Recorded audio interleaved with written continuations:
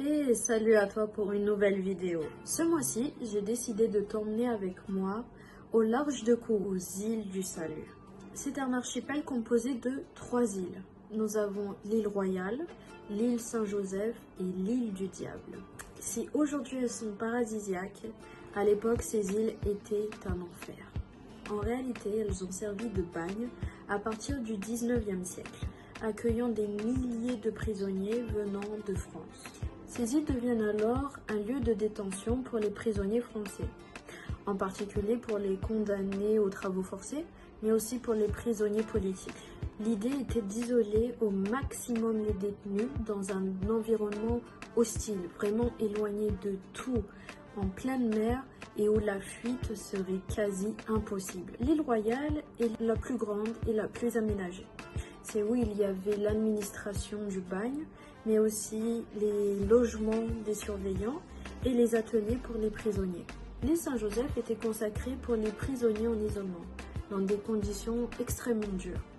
L'île du Diable est la plus célèbre.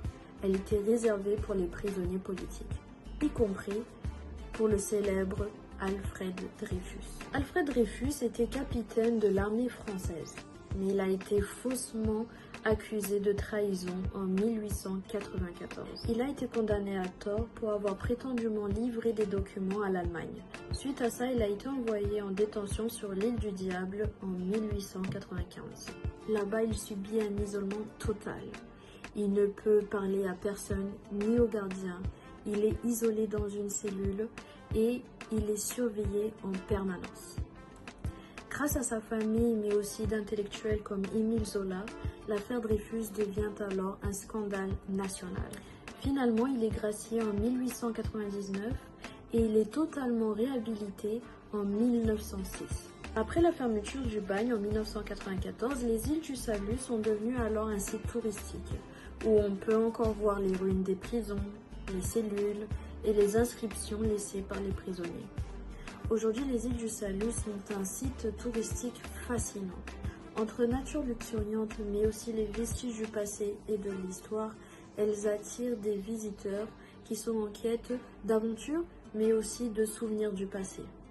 On peut y observer une faune incroyable, comme les singes, les iguanes, les oiseaux tropicaux, qui évoluent en toute liberté. Il y a énormément de singes Ouistiti. Et à chaque fois, on leur donnait des bananes, ils venaient récupérer dans nos mains, ou sinon des biscuits.